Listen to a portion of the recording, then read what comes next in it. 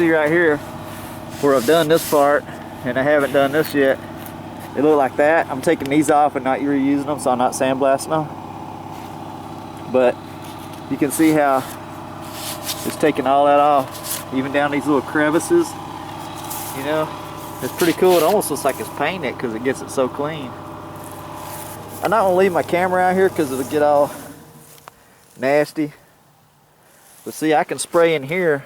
I need to get in that corner right there. But you can see where I sprayed. It's cleaning up. It's gonna take a while.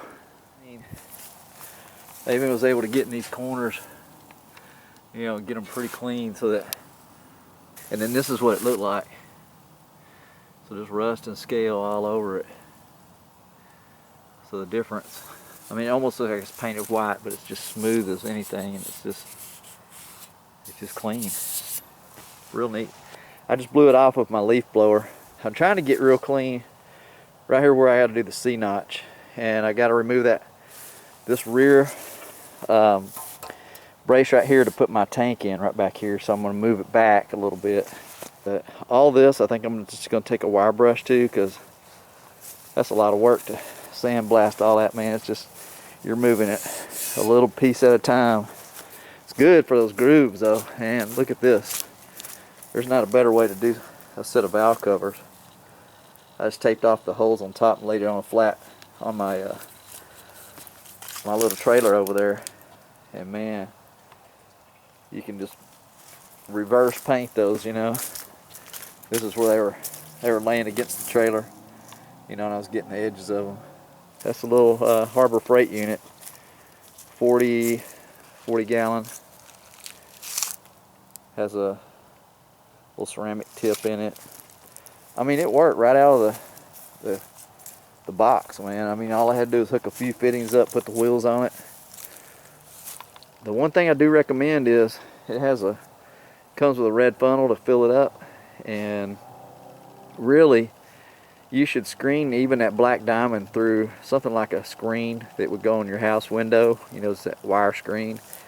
Because man, I was watching as it was pouring in there in a couple chunks as big as silver dollars of flat, you know, I don't know what it was, but just kind of beat up looking metal almost was in there, and it just would make it, if I didn't catch it, it would have gone down that funnel, and that'd pretty much stop it up down there at the bottom of the tank.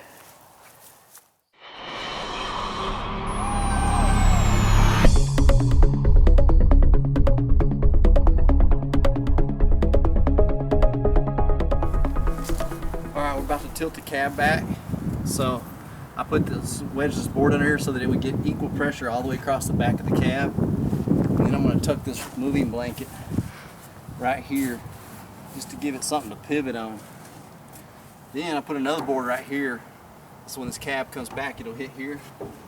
Put another moving blanket right across the frame here, like this, to kind of catch the back of the cab.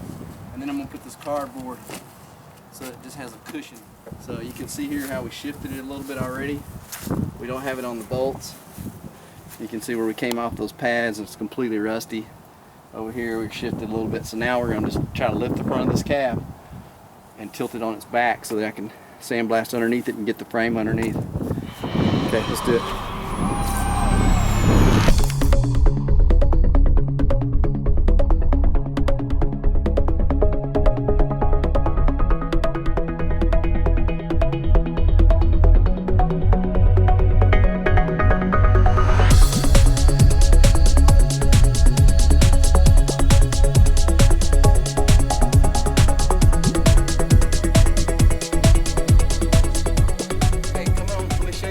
We got this turning back, and as you can see, we got dirt daubers that were forming under here.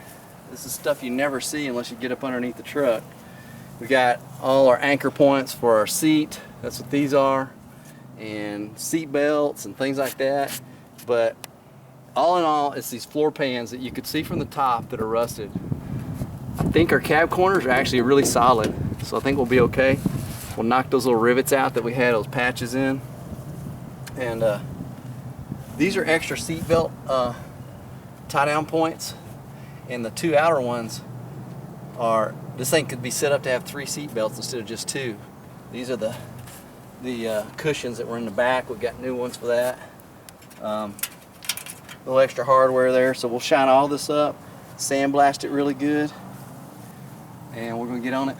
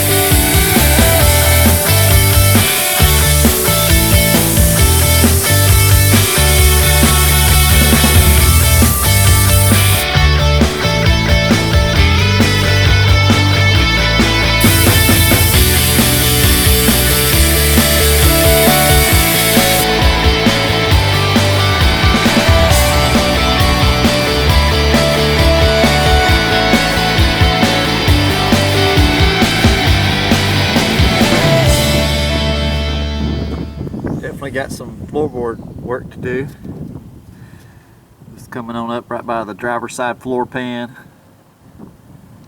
And see how it's rusted out and how that, when you sandblast like that, it just reveals all those little holes.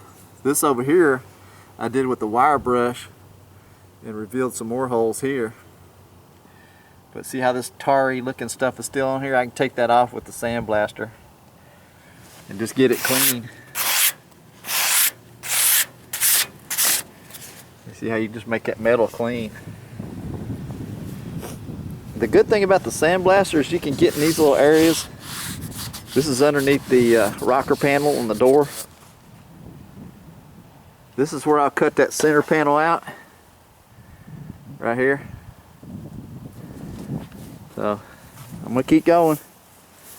This is that floor shift, the transmission inspection cover that I got from Tim,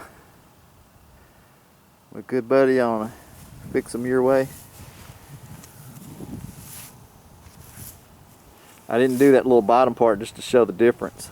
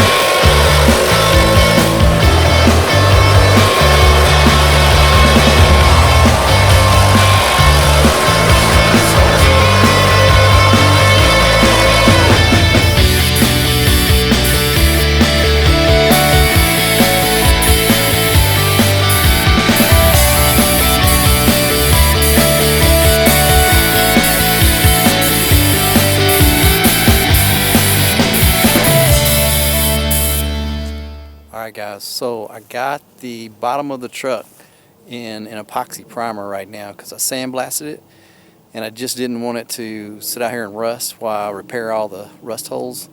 So I thought I'd shoot a coat of epoxy primer on it just to kind of keep all the good parts healthy. And then let me show you what it turned out like. And I used a Harbor Freight paint gun, did pretty good. Actually really liked it. Got it tuned in, it shot the paint really nice. Watch this. Look at that. I mean, if that was my final paint on the bottom of the cab, I'd be happy. That looks really nice. And you can really see all my rust places now. So they're sticking out like crazy. While the rest of the cab kind of looks nice. See those little holes right there? Everything that's rusted sticks out. Now again, I didn't do the center of this tunnel because I'm just not wasting time or paint or energy or anything, because I'm going to cut that out and use the transmission cover there. But man, that little paint gun did good. And see, I shot all inside the rocker panels. You know, it all looks nice and clean. Look how this has been broken. I'll have to pull that back over and weld it across the top. I'm still wondering about what I should do with these cab mounts. You know, that's pretty rusted. I mean, it didn't look anywhere rusted except for right there where those donuts were. But I just thought I'd show you. This is the bottom of the cab. Obviously, I'm gonna lay it back down now and then start cutting stuff out and replacing it.